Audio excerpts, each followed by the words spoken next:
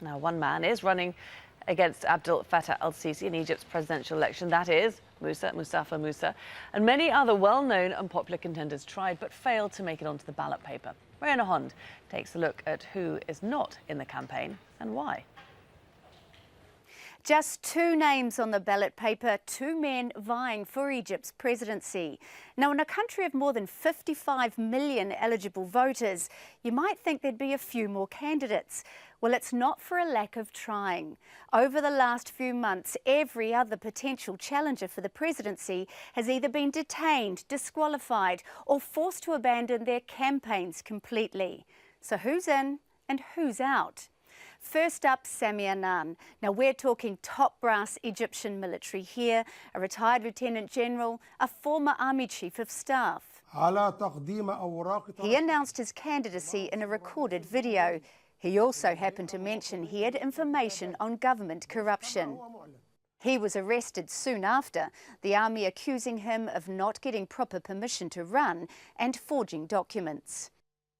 Another candidate, another arrest, this time Abdel FOTOUH, a leading opposition figure who ran in the 2012 race. He was accused of ties to the outlawed Muslim Brotherhood. Ahmed Shafiq's campaign was short-lived. A former prime minister with links to the military, he was deported from the United Arab Emirates where he'd been living in exile. He was then detained in Egypt. He subsequently pulled out of the race.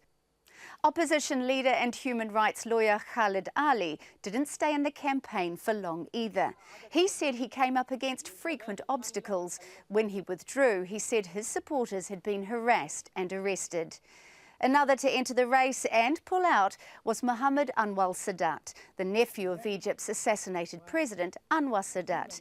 He also cited a climate of fear for his withdrawal. And then there's Army Colonel AHMED KONSOWA. Serving members of the military aren't allowed to run for the presidency. KONSOWA says he'd tried to resign for years, but had been rejected each time. When he did put his hand up to run, he was given 6 years in prison for what officials called actions that undermined the military system.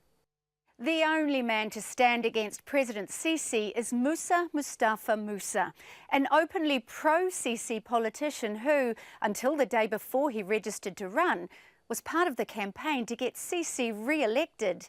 His name on the ballot paper means Sisi at least has some competition.